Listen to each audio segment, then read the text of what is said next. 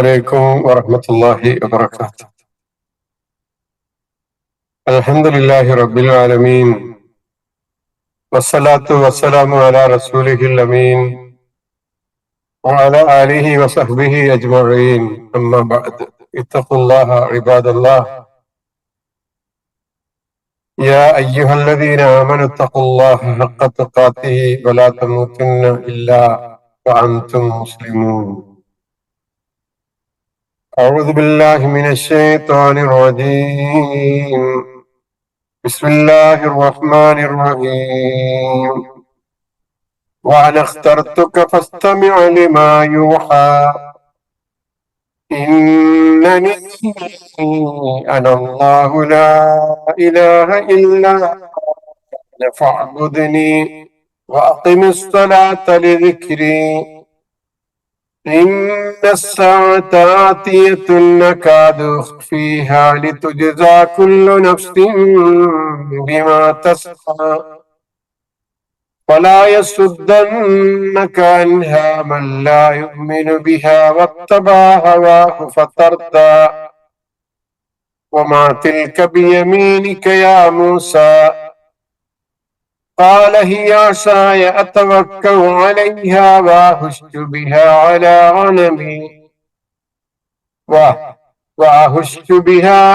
غنمي ولي فيها مآرب أخرى. ഏറെ സമാദരണീയരായ സഹോദരി സഹോദരങ്ങളെ, സത്യവിശ്വാസികളെ,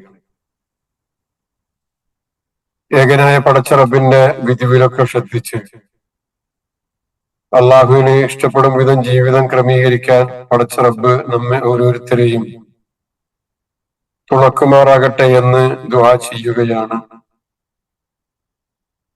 പരിശുദ്ധ ഖുർആനിലെ 20-ാം അധ്യായം സൂറത്ത് ത്വാഹയുടെ 4-ാമത് ക്ലാസ്സിൽ ഇന്ന് 13-ാമത്തെ ആയത്ത് മുതൽക്കാണ് നമുക്ക് പരിശോധിക്കാനുള്ളത്, പഠിക്കാനുള്ളത്. അള്ളാഹു ഈ ഒരു കാര്യം വളരെ സന്തോഷകരമായ വിധത്തിൽ അള്ളാഹു സ്വീകരിക്കുന്ന സൽക്കർമ്മമായി മാറ്റി തീർക്കുമാറാകട്ടെ എന്നും നമ്മളെന്നും ചെയ്തുകൊണ്ടിരിക്കുന്ന അമലുകൾ ഓരോന്നും തന്നെ അള്ളാഹു അത് ഏറെ പുണ്യകരമായ പ്രവൃത്തിയായി നമ്മിൽ നിന്ന് സ്വീകരിക്കുമാറാകട്ടെ എന്നും ദുആ ചെയ്യുകയാണ്.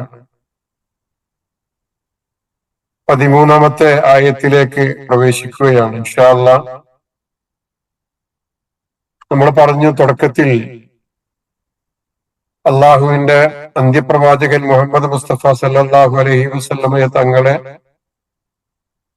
അഭിസംബോധന ചെയ്തുകൊണ്ടാണ് ഈ സൂറത്ത് തുടങ്ങിയത്.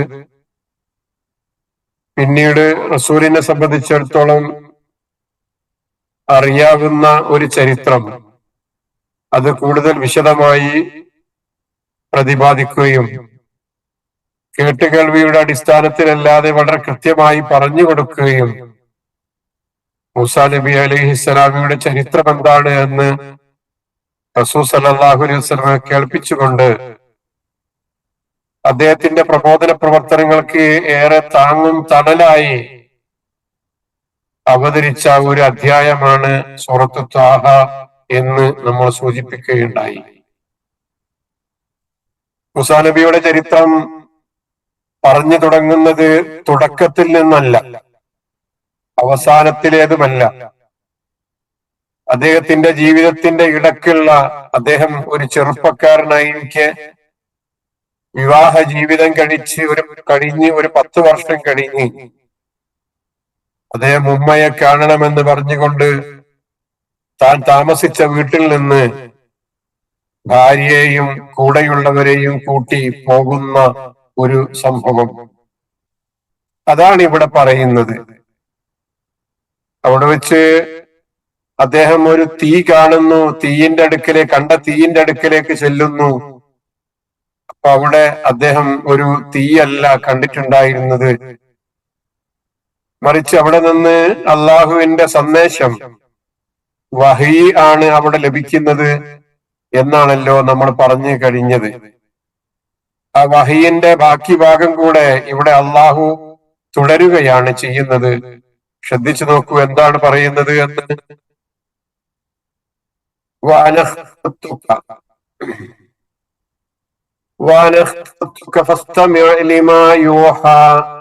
ചെറിയ ആയത്തുകളാണല്ലോ, പഠിക്കാൻ എളുപ്പമുണ്ടാകും.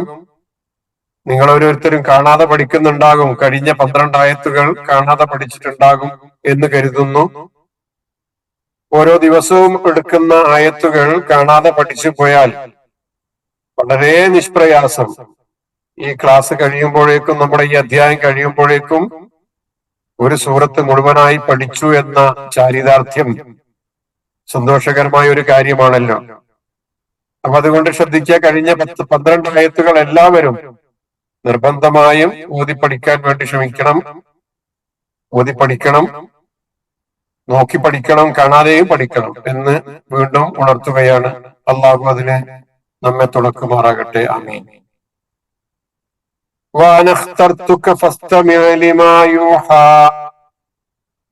അള്ളാഹു പറയുകയാണ് വീണ്ടും മൂസാ നബിയോട്, നിന്നെ ഞാൻ തെരഞ്ഞെടുത്തിരിക്കുന്നു. ഇഖ്താറ തെരഞ്ഞെടുത്തു, ഇഖ്തർതു ഞാൻ തെരഞ്ഞെടുത്തു, ക നിന്നെ, ഫസ്തമിഅ അതിനാൽ ശ്രദ്ധിച്ചു കേൾക്കുക, അതിനാൽ താങ്കൾ ശ്രദ്ധിച്ചു കേൾക്കുക. ഇസ്തമഅ ശ്രദ്ധിച്ചു കേട്ടു, ഇസ്തമിഅ ശ്രദ്ധിച്ചു കേൾക്കൂ, ഫ അതിനാൽ, ലിമാ യൂഹ ബോധനം നൽകപ്പെടുന്നത്, യൂഹ വഹ്യ് നൽകപ്പെടുന്നത് നിങ്ങൾ ശ്രദ്ധിച്ചു കേൾക്കണം. അതാണ് ഈ ആയത്തിന്റെ അർത്ഥം. വാനഖ്ക എന്ന് പറഞ്ഞതിൽ നിന്ന് നമുക്കൊരു കാര്യം ബോധ്യപ്പെട്ടു. ഞാൻ താങ്കളെ തെരഞ്ഞെടുത്തിരിക്കുന്നു എന്ന് പറയുമ്പോ വഹാദിഹിൽ ആയത്തു തദുല്ലു അലാ അന്ന നുബുവത്ത ലാ തഹ്സുലു ബിൽ ഇസ്തിഹ്ഖാഖ്. നുബുവത്ത് എന്ന് പറയുന്നത് ആരുടെയെങ്കിലും യോഗ്യത കൊണ്ട്, ആരെങ്കിലും ഒക്കെ കഴിവുള്ളവരും യോഗ്യരുമാണ് എന്നതുകൊണ്ട് ലഭിക്കുന്ന സംഗതിയല്ല. ഒരാൾക്ക് സ്വന്തമായി അങ്ങനെ നേടിയെടുക്കാൻ സാധിക്കുന്ന ഒരു കാര്യമല്ല. ഇഖ്തർതുക താങ്കളെ ഞാൻ തെരഞ്ഞെടുത്തിരിക്കുന്നു എന്നാണ്. അപ്പൊ ലോകത്ത് വന്ന പ്രവാചകന്മാരെ മുഴുവനും അള്ളാഹു തെരഞ്ഞെടുത്തതാണ്. പ്രവാചകത്വത്തിന് വേണ്ടി അള്ളാഹു തെരഞ്ഞെടുത്തതാണ്. ഇത് കഴിഞ്ഞിട്ടുള്ള ആയത്തിൽ നമ്മൾ കാണുന്നത് ഫസ്തമിഉ ലിമാ യൂഹ താങ്കൾക്ക് വഹി നൽകപ്പെടുന്നത് ശ്രദ്ധിച്ചു കേൾക്കുക എന്ന് പറഞ്ഞിട്ട് അടുത്ത ആയത്തിൽ വരുന്നത് എന്താണ് നിങ്ങൾ ശ്രദ്ധിച്ചു കേൾക്കേണ്ടത് എന്ന കാര്യം പഠിപ്പിക്കുകയാണ് ചെയ്യുന്നത്. ആയത്തിൽ നമ്മൾ കാണാൻ പോകുന്ന വിഷയം ഇന്നനി അനല്ലാഹു ലാ ഇലാഹ ഇല്ലാ അന ഫഅബ്ദുനി വഅഖിമിസ്സലാത്ത ലിദ്ദിക്രി എന്ന 3 കാര്യങ്ങളാണ് ശ്രദ്ധിച്ചു കേൾക്കാൻ വേണ്ടി ആവശ്യപ്പെടുന്നത്. ഒന്ന്, ഞാനല്ലാതെ ഒരു ഇലാഹില്ല എന്ന വിഷയം. രണ്ടാമത്തത് ഫഅബ്ദുനി എന്നെ ആരാധിക്കണം എന്ന കാര്യം. മൂന്നാമത്തത് വഅഖിമിസ്സലാത്ത ലിദ്ദിക്രി എന്നെ സ്മരിക്കുന്നതിന് വേണ്ടി നമസ്കാരം നിർവഹിക്കണം എന്ന വിഷയം. അത് നമ്മൾ അവിടെ വിശദീകരിക്കാം. പക്ഷെ ഇവിടെ മൂസാ നബിയെ കേൾക്കുന്ന ഏറ്റവും പ്രധാനപ്പെട്ട വിഷയം എന്താണ്? ഉസൂലായിട്ടുള്ള ഇൽമുൽ ഉസൂൽ എന്താണ്? അടിസ്ഥാനപരമായ ഇൽമ എന്താണ് ഇവിടെ? അത് അന്നനി അനല്ലാഹു ലാ ഇലാഹ ഇല്ലാ അന എന്നതാണ്. ആ ഇൽമുൽ ഉസൂല് ഇൽമുൽ ഫുറൂഇനേക്കാളും മുന്തിച്ചിരിക്കുന്നു. എന്താ കാര്യം? ലിഅന്ന തൗഹീദ മിൻ ഇൽമിൽ ഉസൂൽ, ഞാനല്ലാതെ ആരാധനക്ക് അർഹനില്ല എന്ന വിഷയം തൗഹീദാണ്. അത് ഇൽമുൽ ഉസൂലാണ്. പിന്നെ അതിനുശേഷം വരുന്ന വിഷയമാണ് ഇബാദത്ത്. ആ ഇബാദത്ത് ഇൽമുൽ ഫുറൂ ആണ്. ആ നിലക്ക് വ്യാഖ്യാനിക്കുമ്പോൾ എന്നാണ്. അങ്ങനെ നോക്കുമ്പോ ആദ്യമായി മൂസാ നബിയോട് പറയുന്ന കൽപ്പന തൗഹീദാണ്. ഒന്നാമത്തേത് ബിത്തൗഹീദി അവ്വലൻ സുമ്മ ബിൽ ഇബാദത്തി, പിന്നെ ഇബാദത്ത് ചെയ്യണം എന്ന് പറഞ്ഞു. മൂന്ന്, ആ ഇബാദത്തിൽ നിന്ന് ഒരു പ്രത്യേക കാര്യത്തെ എടുത്തു പറഞ്ഞു. ബിസ്വലാത്തി, നമസ്കാരത്തെ സംബന്ധിച്ച്. അമറഹു ബിസ്വലാത്തി സാരിസൻ, മൂന്നാമതായി അദ്ദേഹത്തോട് കൽപ്പിക്കുന്നത് നമസ്കാരത്തെ സംബന്ധിച്ചാണ്. ഇത് കഴിഞ്ഞിട്ട് വരുന്ന ആയത്താണ്. പക്ഷേ അദ്ദേഹത്തോട് ശ്രദ്ധിച്ച് കേൾക്കാൻ വേണ്ടി ആവശ്യപ്പെടുന്നത് ഈ മൂന്ന് വിഷയങ്ങളെ സംബന്ധിച്ചാണ് എന്ന് സൂചിപ്പിക്കുകയാണ് ചെയ്യുന്നത്. അപ്പൊ മൂസാ നബി അലൈഹിസ്സലാം ആ തീ കണ്ട സ്ഥലത്തേക്ക് ചെന്നപ്പോ തീക്കനൽ കൊണ്ടുപോരാനോ തീ കായുവാനോ പറ്റുന്ന തീയല്ല അവിടെ കണ്ടത്. പിന്നെന്താ കണ്ടത്? അസത്യത്തെയും ധിക്കാരത്തെയും എരിച്ചു കളയുന്ന ഒരു ദിവ്യപ്രകാശമായിരുന്നു അത്. അവിടെ വെച്ച് അള്ളാഹു അദ്ദേഹത്തിന് ഏതാനും സന്ദേശങ്ങൾ നൽകുകയാണ്. ഈ സന്ദേശം നൽകുന്നതോടുകൂടി അദ്ദേഹം അള്ളാഹുവിന്റെ റസൂലായി അഥവാ ദൂതനായി നിയമിക്കപ്പെടുകയാണ്. അപ്പൊ മൂസാ നബി അലൈഹിസ്സലാം എങ്ങനെയാണ് റസൂലാകുന്നത്? അദ്ദേഹത്തിന് ആദ്യമായി കിട്ടുന്ന സന്ദേശങ്ങൾ എന്താണ്? എങ്ങനെയാണ്? തൂർ സിനയിൽ വെച്ച്, അവിടെ പർവ്വതത്തിൽ വെച്ച് മൂസാ നബി അലൈഹിസ്സലാം അള്ളാഹുവിന്റെ സന്ദേശം നേരിട്ട് കേൾക്കുന്നു, നേരിട്ടുള്ള സംഭാഷണം കേൾക്കുന്നു. എന്നിട്ട് പ്രധാനപ്പെട്ട അടിസ്ഥാനപരമായ സിദ്ധാന്തങ്ങളെ സംബന്ധിച്ച്, തത്വങ്ങളെ സംബന്ധിച്ച് ആ സന്ദേശത്തിൽ അള്ളാഹു പറഞ്ഞു കൊടുക്കുന്നു. മനസ്സിലായല്ലോ? ഈ ഒരു വല്ലാത്തൊരു അനുഭവമാണ് മൂസാ നബി അലൈഹി സ്വലാമിനെ സംബന്ധിച്ചിടത്തോളം. സംശയമുണ്ടോ? ആരോരുമില്ലാത്ത, ഒരുപക്ഷെ വഴി കൃത്യമായി അറിയാൻ സാധ്യമല്ലാത്ത വിധത്തിൽ, അതും രാത്രി ഒരു സമയത്ത്, അതും ഏറെ തണുപ്പുള്ള ഒരു രാത്രിയിൽ മൂസാ നബിയും തന്റെ ഭാര്യയും ഏതാനും നിമിഷങ്ങൾക്ക് മുമ്പ് പ്രസവിച്ച, ഏതാനും സമയങ്ങൾക്ക് മുമ്പ് പ്രസവിച്ച ഒരു പിഞ്ചു പൈതലും പിന്നെ അവരുടെ വേലക്കാരനും അവരിങ്ങനെ നടന്നു പോകുമ്പോ ഒരു വെളിച്ചം കാണുക എന്നത് ചില്ലറ കാര്യമാണോ? അല്ല, വലിയൊരു വിഷയം തന്നെയാണ്. പക്ഷെ അവിടെ ചെന്നപ്പോ സാധാരണ വെളിച്ചമല്ല, ചൂട്ട കത്തിച്ചു കൊണ്ടുപോരാൻ പറ്റുന്ന, തീക്കനൽ കൊണ്ടുപോരാൻ പറ്റുന്ന, തീ കത്തിച്ചു കൊണ്ടുപോരാൻ പറ്റുന്ന ഒരു വെളിച്ചമല്ല അദ്ദേഹം കാണുന്നത്. മറിച്ചെന്താ കാണുന്നത്? അള്ളാഹുവിന്റെ സംസാരമാണ് അവിടെ കേൾക്കാൻ സാധിക്കുന്നത് എന്നത് ചെറിയ വിഷയമാണോ? വലിയ അത്ഭുതമല്ലേ? വലിയൊരു അനുഗ്രഹമല്ലേ മൂസാ നബി അലൈഹിസ്സലാമെ സംബന്ധിച്ചിടത്തോളം? നിങ്ങൾ ആലോചിച്ച് നോക്കൂ. അള്ളാഹു നേരിട്ട് സംസാരിക്കുന്ന ആ മഹത്തായ ഒരു അനുഭവം ജീവിതത്തിലേറെ സന്തോഷത്തോടു കൂടിയാണ് മൂസാ നബി അലൈഹിസ്സലാം ഏൽക്കുന്നത്. ഇങ്ങനെയുള്ള ഒരുപാട് സംഭവങ്ങൾ മറ്റു പ്രവാചകന്മാരുടെ ചരിത്രത്തിലൂടെ നമ്മൾ കടന്നു പോകുമ്പോൾ നമുക്ക് കാണാൻ സാധിക്കാറില്ലേ? ഒന്ന് രണ്ട് ഉദാഹരണങ്ങൾ പറഞ്ഞു പോകട്ടെ, നിങ്ങൾ ശ്രദ്ധിക്കല്ലോ. മൂസാ നബി അലൈഹി സ്വലാമയുടെ ചരിത്രം പോലെ, ഇവിടെ അദ്ദേഹത്തിന് സംഭവിച്ച ഈ മഹാത്ഭുതം പോലെ, അദ്ദേഹത്തിന്റെ ജീവിതത്തിൽ ഏറെ സന്തോഷം നിറഞ്ഞ ഈ രംഗം പോലെ മറ്റു പ്രവാചകന്മാർക്കുണ്ടായ ചില ചരിത്രങ്ങൾ അറിയില്ലേ? യാക്കൂബ് നബിയുടെയും യൂസുഫ് നബിയുടെയും അലൈഹിമസ്സലാം ചരിത്രത്തിലൂടെ കടന്നുപോയി നോക്കൂ. മകനെ നഷ്ടപ്പെട്ട ബാപ്പായുടെ കണ്ണ്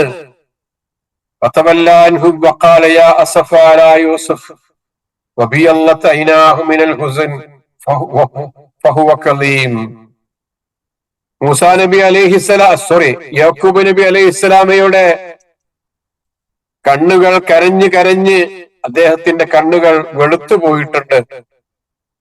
അവിടെയാണ് യൂസുഫ് നബി അലൈഹിസ്സലാം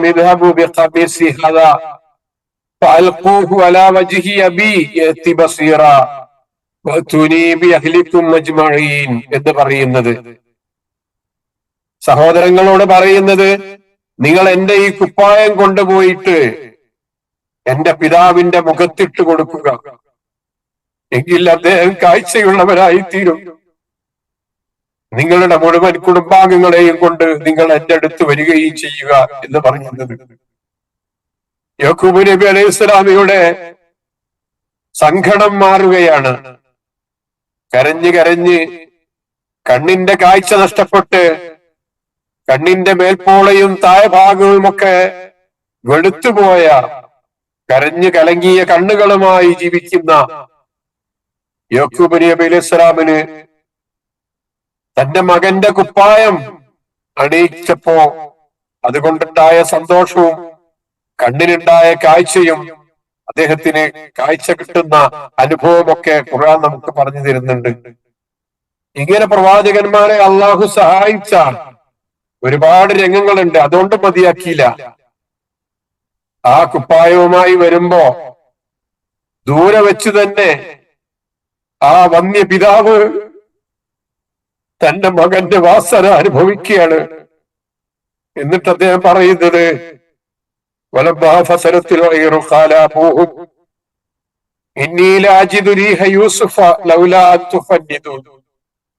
എനിക്ക് യൂസുഫിന്റെ വാസന അനുഭവപ്പെടുന്നുണ്ട്. ഒരുപക്ഷെ നിങ്ങൾ എന്നെ ബുദ്ധിഭ്രമം പറ്റിയവനായി എനിക്ക് പിരാന്താണ് എന്ന് നിങ്ങൾ പറഞ്ഞേക്കാം. എങ്കിലും ഞാൻ പറയുന്നു, എന്റെ മറ്റു മക്കൾ വരുന്നുണ്ടാകാം. അവർ ഭക്ഷണം തേടി യൂസുഫിന്റെ അവർക്കറിയില്ല യൂസുഫാണെന്ന്, അങ്ങോട്ട് പോയതാണ്. അവിടെ നിന്ന് വരുന്ന തന്റെ മറ്റു മക്കളുടെ കയ്യിലുള്ള കുപ്പായത്തിന്റെ വാസന അല്ല, തന്റെ പൊന്നോമന മകൻ യൂസുഫിന്റെ വാസന ആ പിതാവിന് അനുഭവിക്കാൻ സാധിച്ചു എന്നത് ചെറിയ കാര്യമാണോ? അല്ല. ഇങ്ങനെ പ്രവാചകന്മാരെ ഒരുപാട് തവണ അള്ളാഹു സഹായിച്ചതിന്റെ കഥകൾ പറഞ്ഞാൽ തീരൂല. മറിയം ബീവിയുടെ കഥ നിങ്ങൾക്കറിയില്ലേ? ആളുകളെ മുഴുവനും ചീത്ത പറയുന്ന, കളിയാക്കുന്ന, കൊച്ചാക്കുന്ന, ജീവിക്കാൻ അനുവദിക്കാതിരിക്കുന്ന ഒരു സാഹചര്യം അള്ളാഹുവിന്റെ പ്രത്യേകമായ നിർദ്ദേശം കൊണ്ട് മാറി താമസിക്കുന്ന മറിയം ബീവി അവർ ഗർഭവതിയാണ്. ഒരു കുഞ്ഞിനെ പ്രസവിക്കാൻ പോവുകയാണ്. വിവാഹം കഴിച്ചിട്ടില്ല. അള്ളാഹുവിന്റെ പ്രത്യേക കൽപ്പന പ്രകാരം കുഞ്ഞുണ്ടാവുകയാണ്. അവിടെ അവർക്ക് കഴിക്കാൻ വേണ്ടി ഭക്ഷണമില്ല. അള്ളാഹുവിന്റെ നിർദ്ദേശം വരുന്നു,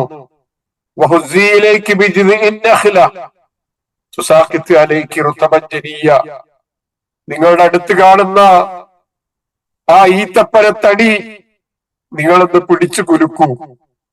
പാകമായ ഈത്തപ്പഴം ആ ഈത്തപ്പഴങ്ങളിൽ നിന്ന് നിങ്ങൾക്ക് വീഴ്ത്തി തരുന്നതാണ്. ഒരു ഈത്തപ്പഴം പിടിച്ചു കുലുക്കാൻ ഏതെങ്കിലും മനുഷ്യരെ കൊണ്ട് പറ്റുമോ?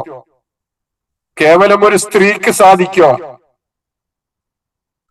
പത്തും തികഞ്ഞു കിടക്കുന്ന ഒരു സാധു സ്ത്രീക്ക് എങ്ങനെയാണ് ഒരു ഈത്തപ്പഴത്തടി അത് കുലുക്കാൻ കഴിയുന്നത്, എന്നിട്ട് അതിൽ നിന്ന് ഈത്തപ്പഴം വീഴ്ത്താൻ കഴിയുന്നത്?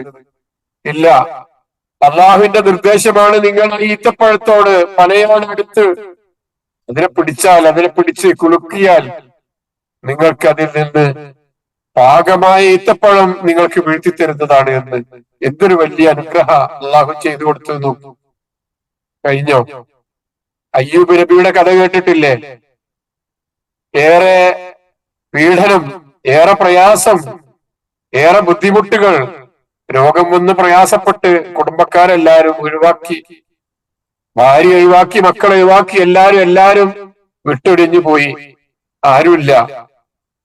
വേദന ഉണ്ട്, രോഗമുണ്ട്, അതിന്റെ പ്രയാസമുണ്ട്. പക്ഷെ നോക്കാൻ ആളില്ലെങ്കിലോ? സ്വന്തക്കാരും ബന്ധക്കാരുമായ ഭാര്യയും മക്കളും പോലും തന്നെ നോക്കാനില്ലാത്തൊരവസ്ഥയിൽ വല്ലാതെ പ്രയാസപ്പെട്ട് കിടക്കുമ്പോ അള്ളാഹുവിന്റെ കൽപ്പന വന്നില്ല അദ്ദേഹത്തിന്റെ അടുക്കിലേക്ക്. എന്തായിരുന്നു കൽപ്പന?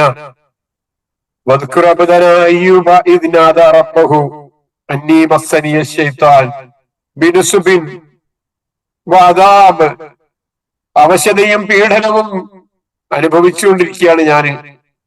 എനിക്കൊരുപാട് പ്രയാസങ്ങൾ എന്റെ ജീവിതത്തിൽ ഞാൻ അനുഭവിച്ചുകൊണ്ടിരിക്കുന്നു. അപ്പൊ അള്ളാഹുവിന്റെ കൽപ്പന വന്നു,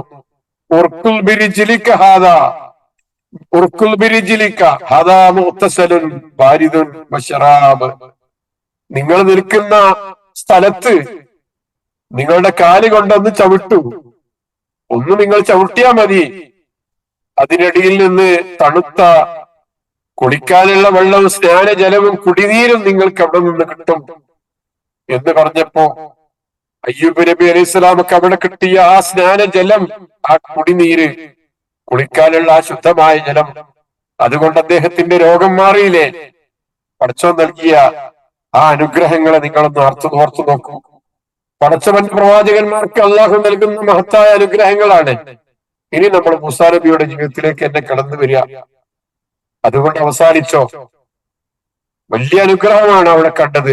അള്ളാഹുവിന്റെ സംസാരം കേൾക്കാൻ സാധിച്ചു. അള്ളാഹു തന്നോട് ചോദ്യം ചോദിച്ചു, കയ്യിൽ എന്താന്ന് ചോദിച്ചു, എന്നോട് സംസാരിച്ചു, ചെരുപ്പ് അയച്ചു അയച്ചു കാരണം എന്ന് പറഞ്ഞു. അങ്ങനെ ഒരുപാട് നിർദ്ദേശങ്ങൾ നൽകിക്കൊണ്ടിരിക്കുന്നു. അങ്ങനെ അങ്ങനെ മൂസാ നബിയുടെ ജീവിതത്തിലൂടെ നമ്മൾ വീണ്ടും കടന്നു പോകുമ്പോ നമ്മൾ കാണുന്നില്ലേ, അദ്ദേഹത്തിന്റെ കയ്യിലുള്ള കേവലം ആ വടി. അത് സംബന്ധമായിട്ട് പറയാം അടുത്ത ആയത്തിൽ, ഒരുപാട് പറയാനുണ്ട് ആ വടിയെ സംബന്ധിച്ച്. ആ വടിയുടെ വേറെ ചില ഉപകാരങ്ങൾ കണ്ടിട്ടില്ലേ? അതും വലിയ ഉപകാരം. മൂസ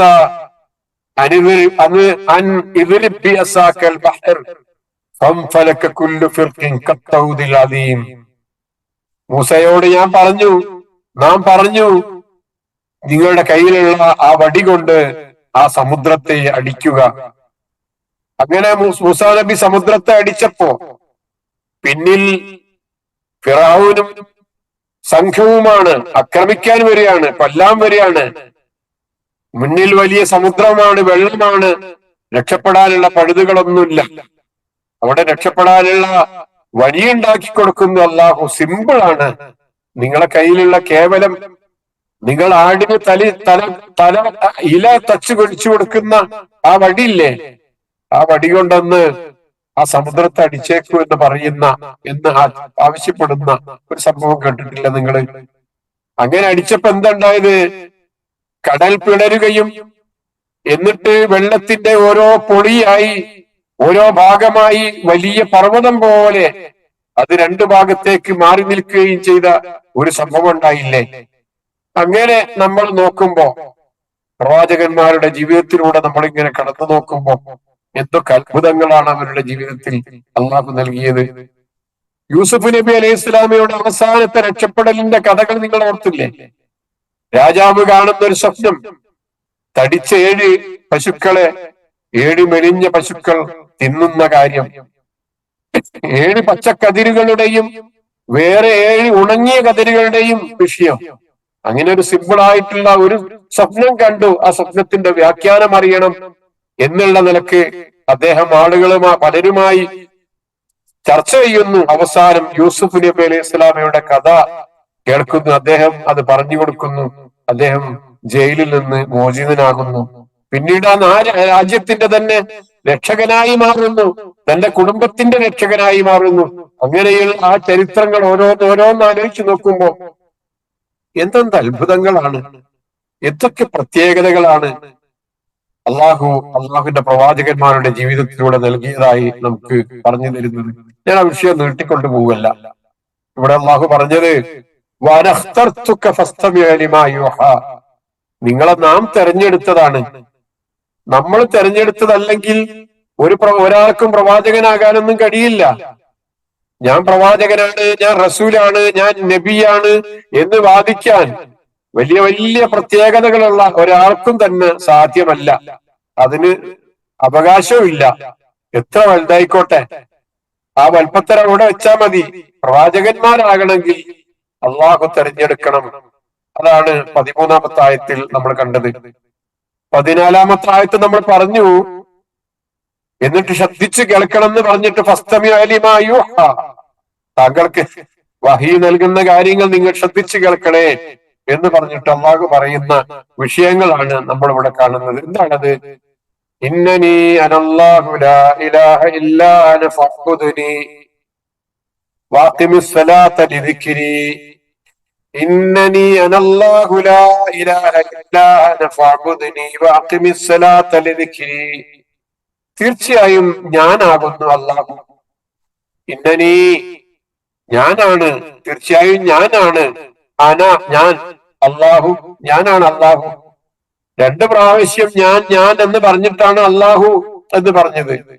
ലാ ഇലാഹ ഇല്ലാ അന, ഞാനല്ലാതെ ഒരു ദൈവവുമില്ല. ഇതാണ് മനുഷ്യൻ ഏറ്റവും ആദ്യം മനസ്സിലാക്കേണ്ട സംഗതി. അവിടെയാണ് മനുഷ്യൻ അടിയുറച്ചു നിൽക്കേണ്ടത്. എങ്കിലേ അവൻ മറ്റു കാര്യങ്ങളൊക്കെ ചെയ്തിട്ട് കാര്യമുള്ളൂ. അതുകൊണ്ട് രണ്ടാമതായി അള്ളാഹു പറഞ്ഞത് ഫഅ്ബുദ്നി, അതിനാൽ എന്നെ നീ ആരാധിക്കുക. ഫഅ്ബുദ്നി, അതിനാൽ ഉഅ്ബുദ്നി, എന്നെ നീ ആരാധിക്കുക എന്ന്.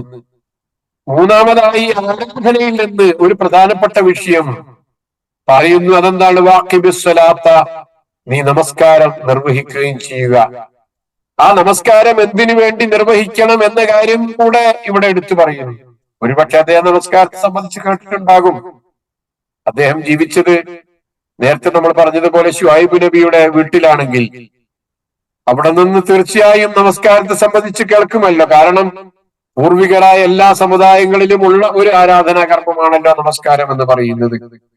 ആ നമസ്കാരം എന്തിനാണ് നിർവഹിക്കുന്നത് എന്ന കാര്യം മൂസാ നബിക്ക് പ്രത്യേക നിർദ്ദേശം നൽകുന്നു. അതെന്താ?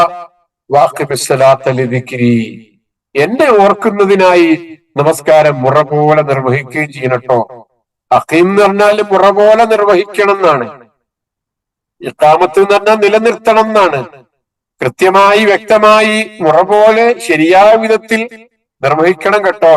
ലിദിക്രി, എന്തിനാ നിർവഹിക്കുന്നത്? എന്നെ ഓർമ്മിക്കുന്നതിന് വേണ്ടിയാണ് അങ്ങനെ നമസ്കാരം നിർവഹിക്കേണ്ടത്. ഈ മൂന്ന് നിർദ്ദേശങ്ങളാണ് മൂസാ നബി അലൈഹിസ്സലാമക്ക് വഹ്യ് നൽകിയിട്ട് ആദ്യമായി നൽകുന്ന നിർദ്ദേശങ്ങൾ. അള്ളാഹുവിന്റെ പ്രവാചകൻ മുഹമ്മദ് മുസ്തഫ സല്ലല്ലാഹു അലൈഹി വസല്ലമക്ക് നൽകിയ നിർദ്ദേശം എന്തായിരുന്നു? ആദ്യം ഇഖ്റ ബിസ്മി റബ്ബിക്കല്ലദീ ഖലഖ്, ഖലഖൽ ഇൻസാന മിൻ അലഖ്, ഇഖ്റ വറബ്ബുക്കൽ അക്രം അല്ലദീ അല്ലമ ബിൽ ഖലം അല്ലമൽ ഇൻസാന മാ ലം യഅലം. നിന്നെ സൃഷ്ടിച്ച നിന്റെ രക്ഷിതാവിന്റെ നാമത്തിൽ നീ വായിക്കണം കേട്ടോ. മനുഷ്യർ അറിയാത്തത് പഠിപ്പിച്ചവനാണ് കേട്ടോ അള്ളാഹു. എന്നിങ്ങനെയുള്ള നിർദ്ദേശമാണ് അന്ത്യപ്രവാചകൻ സല്ലല്ലാഹു അലൈഹി വസല്ലമക്ക് നൽകിയിട്ടുണ്ടായിരുന്നത്. എങ്കിൽ ഇവിടെ മൂസാ നബി അലൈഹി ഇസ്ലാമക്ക് നൽകുന്ന ആദ്യത്തെ വഹി എന്ന് പറയുന്നത്, ഇതുവരെ വെറുതെ മൂസാ നബിയോട് സംസാരിക്കുകയായിരുന്നു.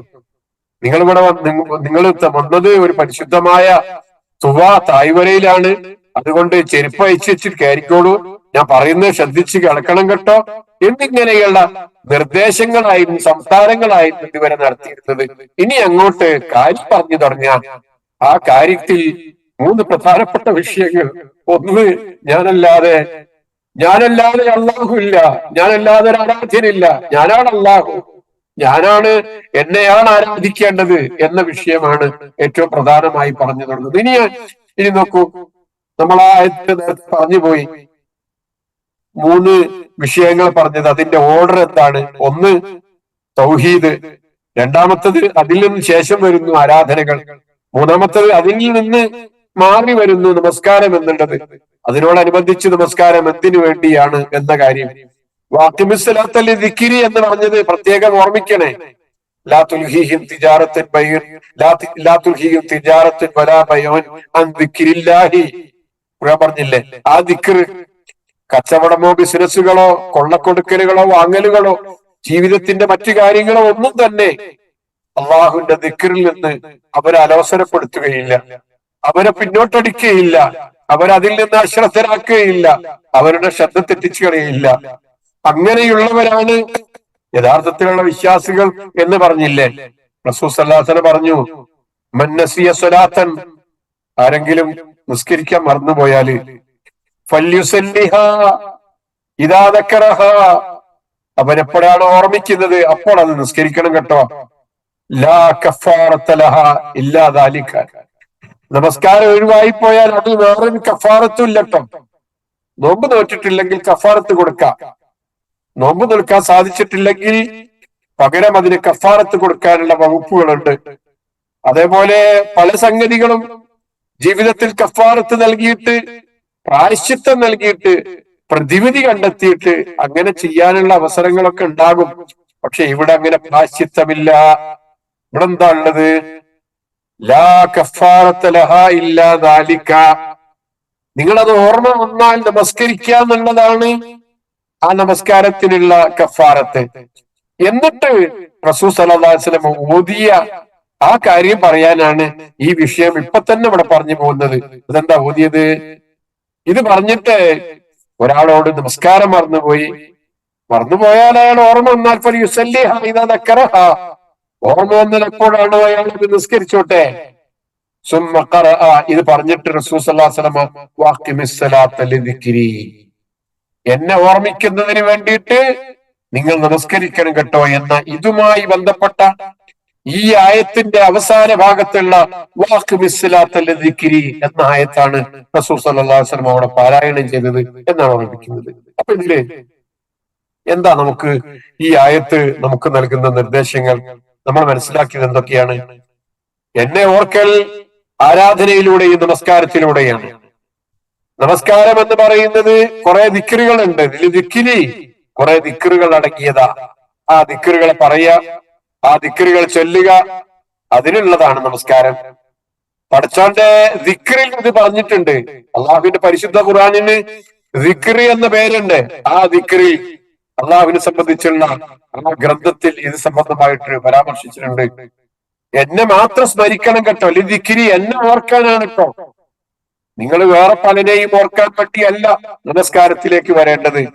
ആ നമസ്കാരത്തിൽ നിങ്ങൾ വരേണ്ടത് എന്തിനാ?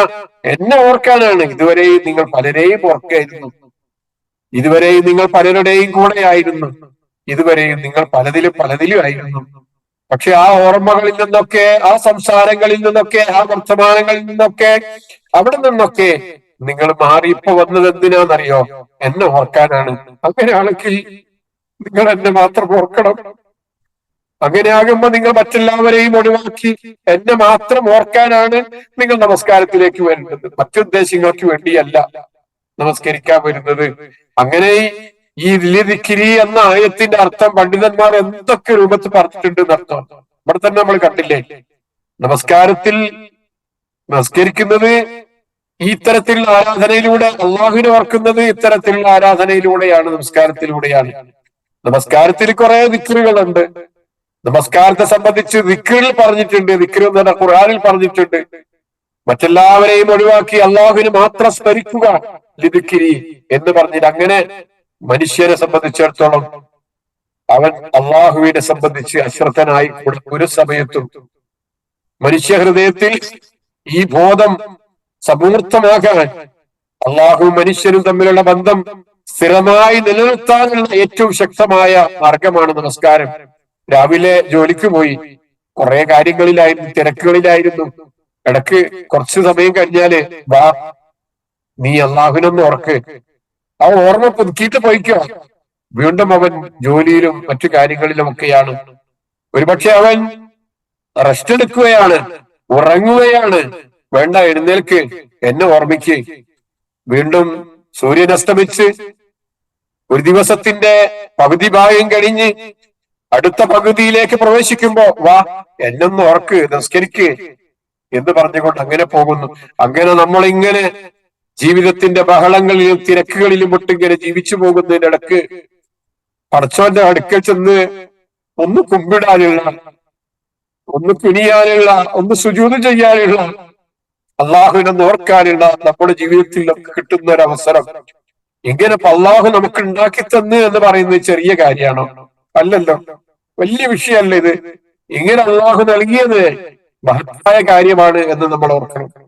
പടച്ചോൻ പറഞ്ഞത് ഫദ്കുറൂനി അദ്കുറുക്കും, നിങ്ങൾ എന്നെ ഓർക്കുക, ഞാൻ നിങ്ങൾ ഓർക്കും. എന്നെ നിങ്ങൾ ഓർക്കുന്നുണ്ടോ? എന്നെ നിങ്ങൾ ഓർക്കാൻ തയ്യാറുണ്ടോ? സ്മരിക്കാൻ തയ്യാറുണ്ടോ? ഞാൻ നിങ്ങൾ ഓർക്കാമെന്നാണ് അള്ളാഹു നമുക്ക് നൽകുന്ന വാഗ്ദാനാണത്. നേരത്തെ നമ്മൾ പറഞ്ഞുപോയി, നമസ്കാരം വിസ്മരിച്ചാൽ എന്താ ചെയ്യേണ്ടത് എന്നുള്ളത് ഒന്ന് വിശദീകരിക്കേണ്ടതാണെന്ന് തോന്നുന്നു. ഒരാൾക്ക് നമസ്കാരം മറന്നുപോയാൽ അതങ്ങനെ വിട്ടേക്കല്ല ചെയ്യേണ്ടത്. ഓർമ്മ വന്നാൽ അത് നിസ്കരിക്കണം.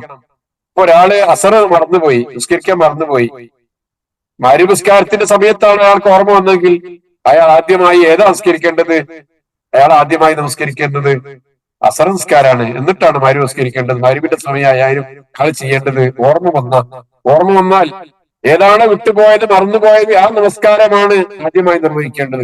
ഇങ്ങനെ തന്നെയാണ് മറ്റേതെങ്കിലും നമസ്കാരങ്ങൾ. ആ ദിവസത്തിലെ നമസ്കാരം ഒരാൾ മറന്നുപോയിട്ടുണ്ടെങ്കിൽ അയാൾക്ക് അത് ഓർമ്മ വരുമ്പോ ആ നമസ്കാരം നിർവഹിക്കാവുന്നതാണ് എന്നാണ് സൂചിപ്പിക്കുന്നത്.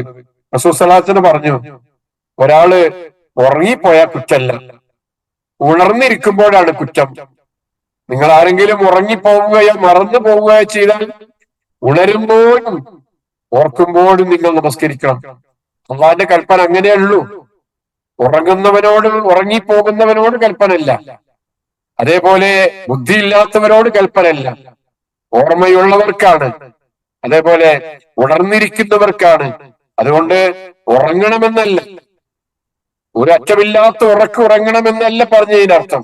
ഉറങ്ങിപ്പോകുന്ന മനുഷ്യനെ സംബന്ധിച്ചിടത്തോളം അത് മനുഷ്യന്റെ സഹജമാണ്, മനുഷ്യന്റെ ഒരു ബലഹീനതയാണ്, മനുഷ്യന്റെ കഴിവുകേടാണ് എന്ന് വേണമെങ്കിൽ പറയാം. ഒരു തരത്തിൽ ഉറക്ക അനുഗ്രഹമാണ്. പക്ഷെ മനുഷ്യന് ഉറക്കിന്റെ മുമ്പിൽ ഉറക്ക് വന്നു കഴിഞ്ഞാൽ അവൻ പരാജിതനായി പോകും. അത് മനുഷ്യന്റെ ഒരവസ്ഥയാണ്. പക്ഷെ അങ്ങനെ സംഭവിച്ചാൽ, നമസ്കാരം മറന്നുപോയാൽ അതെങ്ങനെയാണ് ചെയ്യേണ്ടത് എന്ന് പഠിപ്പിക്കുന്നുണ്ട്. ഒരു സംഭവം കൂടെ കേൾപ്പിച്ചുകൊണ്ട് അവസാനിപ്പിക്കാം. അതെന്താ? ജാബിർ ബിൻ അബ്ദുള്ള റളിയല്ലാഹു അൻഹു റിപ്പോർട്ട് ചെയ്യുക, ജാ ഉമർ ബിൻ ഖത്താബ് റളിയല്ലാഹു അൻഹു ഇല നബി സല്ലല്ലാഹു അലൈഹി വസല്ലം യൗമൽ ഖന്ദഖ്. ആ കിടങ്ങ് കുടിച്ച് റസൂൽ സല്ലല്ലാഹു അലൈഹി വസല്ലം രണ്ട് കല്ല് വയറ്റത്ത് വെച്ച് കെട്ടി കിടങ്ങ് കുടിച്ച് സഹാബികൾ എല്ലാവരും പട്ടിണി കാരണം, പ്രയാസം കാരണം കല്ല് വയറ്റത്ത് വെച്ച് കെട്ടി ആഞ്ഞു കൊത്തി കിടങ്ങി കുടിച്ച് പ്രയാസപ്പെട്ട ആ ഒരു സന്ദർഭം പിന്നീട് അങ്ങോട്ട് ആ ഖന്ദഖിന്റെ യുദ്ധം നടക്കുന്ന ആ യുദ്ധത്തിന്റെ ആ ദിവസം അങ്ങനെ വല്ലാത്ത തിരക്കായിരുന്നു, വല്ലാത്ത പ്രയാസമായിരുന്നു, വല്ലാത്ത ശോയിലായിരുന്നു. അങ്ങോട്ടും ഇങ്ങോട്ടുള്ള ഓട്ടായിരുന്നു, നെട്ടോട്ടായിരുന്നു. ശത്രുക്കളുടെ വരവും അവരോട് എതിരിടുന്നതും അതും ഇതൊക്കെ ആയിട്ടുള്ള വിവിധ വിഷയങ്ങളുമായി ബന്ധപ്പെട്ടുകൊണ്ടുള്ള ആകപ്പാട് വല്ലാത്തൊരു തിരക്കുള്ള അവസ്ഥയായിരുന്നു. അങ്ങനെ മറന്നുപോയി. ഉമർ ബിൻ ഖത്താബ് എന്തൊക്കെയോ പറഞ്ഞുകൊണ്ട്, പിച്ചുമ്പേയും പറയാന്ന് വേണം പറയാം, അങ്ങനെ പറഞ്ഞുകൊണ്ട് ഓടി വരുന്നുണ്ട് റസൂൽ സല്ലല്ലാഹു അലൈഹി വസല്ലം. കുഫാർ ഖുറൈശിനെ മുഴുവൻ ചീത്ത പറഞ്ഞുകൊണ്ടാണ്, എന്തൊക്കെയോ പറഞ്ഞുകൊണ്ടാണ്, വല്ലാത്തൊരു കൗമിനെ പറഞ്ഞുകൊണ്ടാണ്, എന്തൊക്കെയോ പറഞ്ഞുകൊണ്ടാണ് ഉമർ റളിയല്ലാഹു അൻഹു കടന്നു വരുന്നത്. എന്നിട്ട് അദ്ദേഹം പറഞ്ഞു, റസൂൽ സല്ലല്ലാഹു അലൈഹി വസല്ലമയുടെ അടുക്കൽ വന്ന് പറഞ്ഞു, യാ റസൂലല്ലാഹ് മാ സല്ലൈതു സ്വലാത്തുൽ അസ്ർ, ഞാൻ അസ്ർ നിസ്കരിച്ചിട്ടില്ല. ഹത്താ കാദത്ത് തഗീബു ശംസ്, സൂര്യൻ ഇതാ അസ്തമിച്ചു കഴിഞ്ഞിരിക്കുന്നു, സൂര്യൻ ഇതാ അസ്തമിച്ചു കഴിഞ്ഞിരിക്കുന്നു, മഗ്‌രിബിന്റെ സമയം വന്നെത്തിയിരിക്കുന്നു, ഞാൻ അസ്ർ നിസ്കരിച്ചിട്ടില്ല. അതിന് കാരണക്കാരായ കുഫാർ ഖുറൈശിനെ എന്തൊക്കെയോ മനസ്സിൽ പറഞ്ഞുകൊണ്ട് അദ്ദേഹത്തിന്റെ നാവ് എന്തൊക്കെയോ മന്ത്രിക്കുന്നുണ്ട്. അത് പറഞ്ഞുകൊണ്ടാണ് യൗമുൽ ഖന്ദഖിന്റെ ദിവസം അദ്ദേഹം റസൂൽ സല്ലല്ലാഹു അലൈഹി വസല്ലമയുടെ അടുക്കിലേക്ക് ഓടി വരുന്നത്. അപ്പോഴാണ് റസൂൽ സല്ലല്ലാഹു അലൈഹി വസല്ലം പറയുന്നത്, ഖാല നബി സല്ലല്ലാഹു അലൈഹി വസല്ലം വഅന വല്ലാഹി മാ സല്ലൈതുഹാ, ഞാനും അല്ലാഹുവാണ് സത്യം, ഞാനും നമസ്കരിച്ചിട്ടില്ല എന്ന് റസൂൽ സല്ലല്ലാഹു അലൈഹി വസല്ലം പറഞ്ഞു. അപ്പോ എന്നിട്ട് റസൂൽ സല്ലല്ലാഹു അലൈഹി വസല്ലമ ആ മഗ്‌രിബിന്റെ സമയത്ത് റസൂൽ സല്ലല്ലാഹു അലൈഹി വസല്ലമ അങ്ങനെ ഒരു നമസ്കാരം നിർവഹിച്ച ഒരു കഥയുണ്ട്, ഒരു സംഭവമുണ്ട്. അപ്പൊ അത് മനുഷ്യ സഹജമാണ്, അങ്ങനെയുള്ള അവസരങ്ങളിലൊക്കെ സ്വാഭാവികമായി സംഭവിക്കാവുന്ന കാര്യമാണ് എന്ന് സൂചിപ്പിക്കാൻ വേണ്ടി മാത്രമാണ് പറഞ്ഞത്. പക്ഷെ റസൂൽ സല്ലല്ലാഹു അലൈഹി വസല്ലം വളരെ കൃത്യമായിട്ട് പറഞ്ഞിട്ടുണ്ട്, നിങ്ങൾക്ക് ഓർമ്മ വന്നാൽ നിങ്ങൾ നമസ്കരിക്കണം. വാഖിമി സ്വലാത്ത ലിദിക്രി, എന്നെ സ്മരിക്കാൻ വേണ്ടിയാണ് നമസ്കാരം. അതുകൊണ്ട് ആ സ്മരണ നിങ്ങൾ നിലർത്തക്ക വിധത്തിലുള്ള കാര്യങ്ങൾ നിങ്ങൾ ചെയ്യണേ. സല്ലു കമാ റഅയ്തുമൂനി ഉസല്ലി, ഞാൻ എങ്ങനെയാണ് നമസ്കരിച്ചത് അതുപോലെ നിങ്ങൾ നമസ്കരിക്കണം കേട്ടോ എന്നാണ്. നമ്മൾ നേരത്തെ പറഞ്ഞ ആ കാര്യത്തിന്റെ കൃത്യമായ ഒരു വിവരം കൂടെ കേൾപ്പിക്കാം. ഉമർ റളിയല്ലാഹു അൻഹുവിൽ നിന്ന് ഉദ്ധരിക്കപ്പെടുന്ന ഒരു സംഭവം അദ്ദേഹം പറയാണ്, ഉമർ റളിയല്ലാഹു അൻഹു പറയുന്ന ഒരു സംഭവം, മൻ ഫാത്തത്തുഹു സലാത്തുൻ, ആർക്കെങ്കിലും ഒരു നമസ്കാരം നഷ്ടപ്പെട്ടു പോയി, ഫലയദ്കുറുഹാ ഇല്ലാ ഫി സലാത്തിൽ ഇമാമി, ഇമാമിന്റെ കൂടെ നമസ്കരിക്കാൻ നിന്നപ്പോഴാണ് ആ നമസ്കാരം നിർവഹിച്ചിട്ടില്ലല്ലോ എന്ന് തോന്നിയത്, അങ്ങനെ ഉള്ള സമയത്താണെങ്കിൽ ഫല്യംളി ഫീ സലാത്തിഹി, ആ നമസ്കാരം ഇമാമിന്റെ കൂടെ ആയതുകൊണ്ട് അയാളെ നമസ്കാരം പൂർത്തിയാക്കട്ടെ. ഫൈദാ ഖളാ സലാത്തുഹു മഅൽ ഇമാം, ഇമാമിന്റെ കൂടെ ആ നമസ്കാരം നിർവഹിച്ചു കഴിഞ്ഞാൽ യുസല്ലി മാ ഫാത്തഹു, നഷ്ടപ്പെട്ട ആ നമസ്കാരം അയാൾ നമസ്കരിക്കട്ടെ. പക്ഷെ ഒരു കാര്യം കൂടി ചെയ്യേണ്ടതുണ്ട്,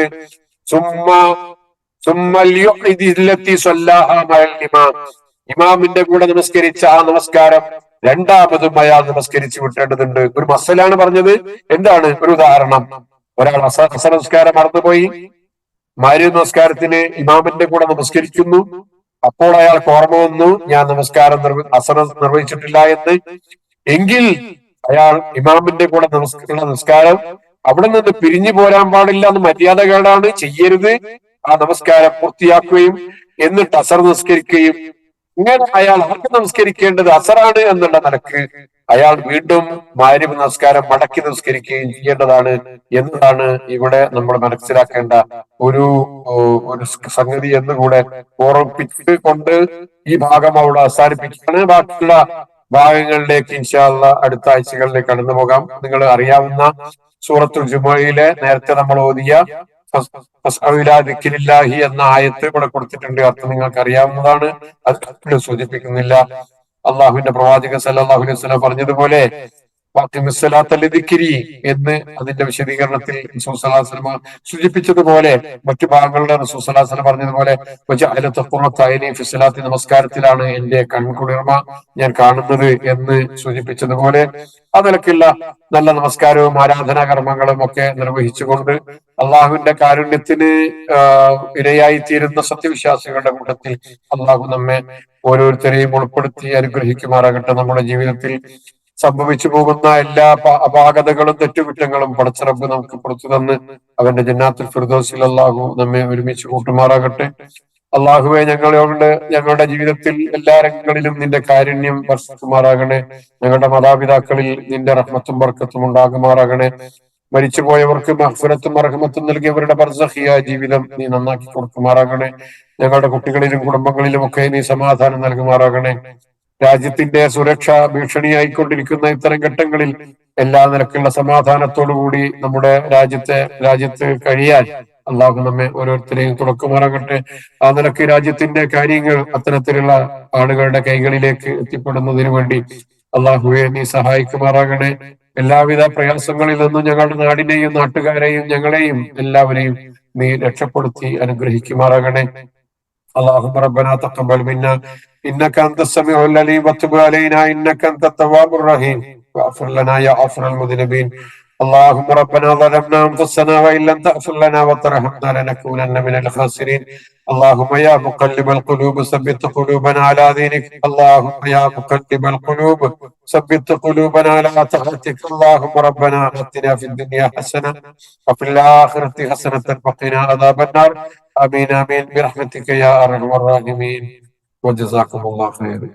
السلام عليكم ورحمة الله.